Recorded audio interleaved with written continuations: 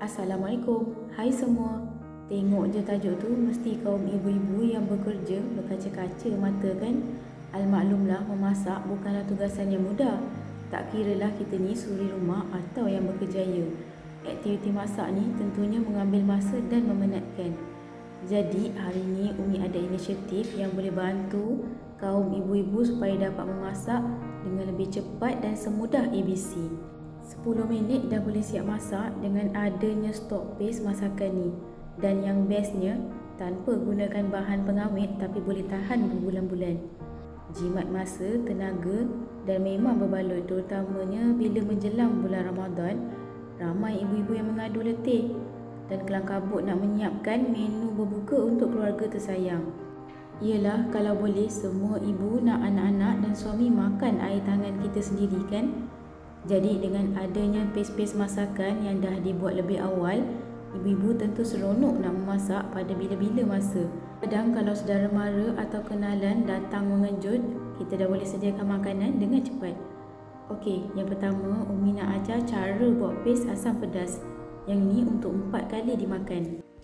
Bahan-bahannya 8 ulas bawang putih, 3 batang serai yang dah diketuk, 2 inci belacan yang dah dibakar, 2 sudu besar lada hitam tumbuk halus, 2 inci kunyit hidup, 2 inci halia, 1 batang bunga kantan, 2 biji bawang besar potong kasar-kasar je, 40 batang lada kering, 2 biji tomato belah 4, air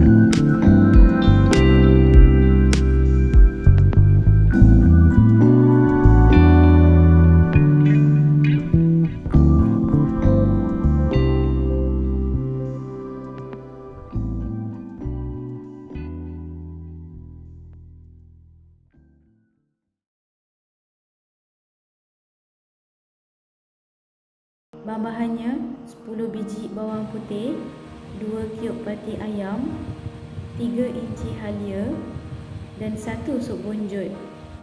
Cara penyediaannya, kisar halus bawang putih dan halia dengan sedikit air. Air ni agak-agak je ya, biar lebih sedikit pun tak apa. Panaskan sedikit sahaja minyak dan masukkan bahan-bahan kisar tadi. Gaul-gaul sebati dan Umi tambahkan 2 kiub pati ayam dan sup bonjol.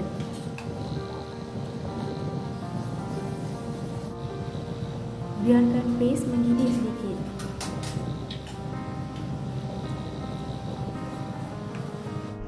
Okey, bila paste dah agak pekat sedikit, bolehlah tutup api. Alihkan dalam mangkuk kecil, sejukkan di suhu bilik dahulu, baru packing dalam plastik ziplock dan bolehlah difrozenkan.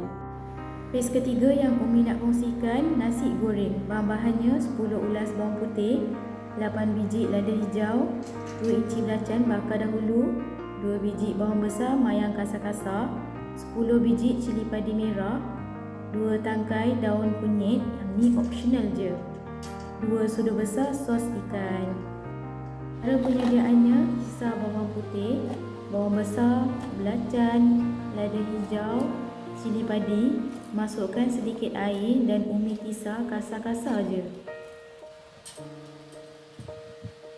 Panaskan minyak, masukkan bahan-bahan kisar, tumis sampai pecah minyak. Sekali-sekala tu gaul biar cili masak sekata. Masukkan daun kunyit. Daun kunyit ni optional je, tak letak pun tak apa sebenarnya. Memandangkan dah ada dalam icebox, jadi Umi campakkan je untuk bangkitkan aroma wangi pada paste nasi goreng.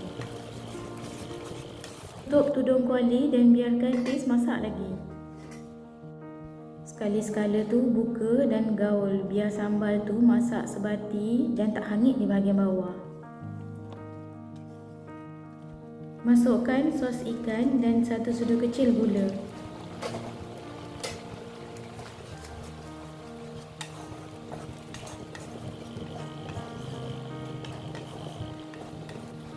Satu sudu kecil serbuk perasa.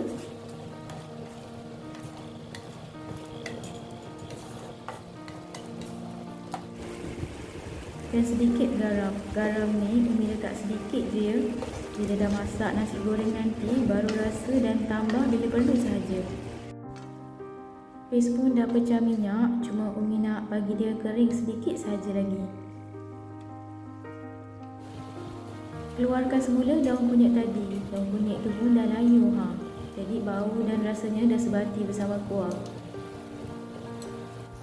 Okey, paste sambal pun dah agak kering dan pekat sedikit. Bolehlah tutup api, alihkan dalam satu bekas, sejukkan dahulu di suhu bilik, baru masukkan dalam plastik ziplock dan frozenkan.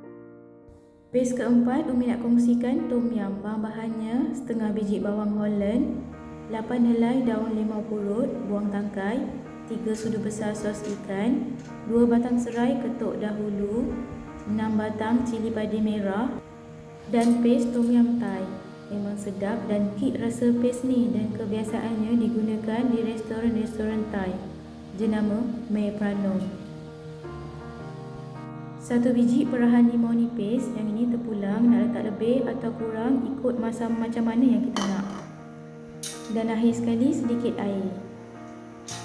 Cara penyediaannya, panaskan sedikit minyak, masukkan serai dan bawang Holland, tumis hingga naik bau.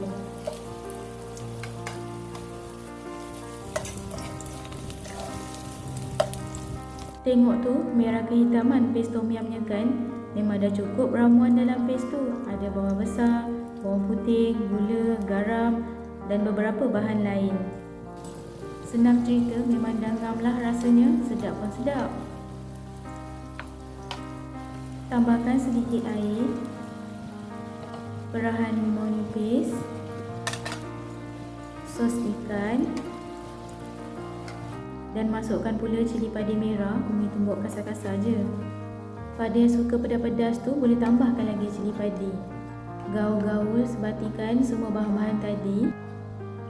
Taburkan daun limau purut.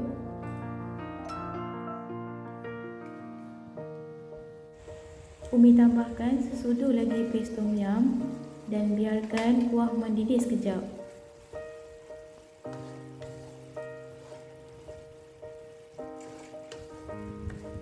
Umi tambahkan separuh biji lemon biar ngam rasa masamnya.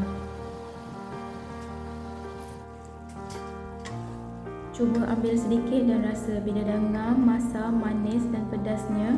Tutup api, sejukkan dan masuk dalam plastik ziplock dan bolehlah difrozenkan.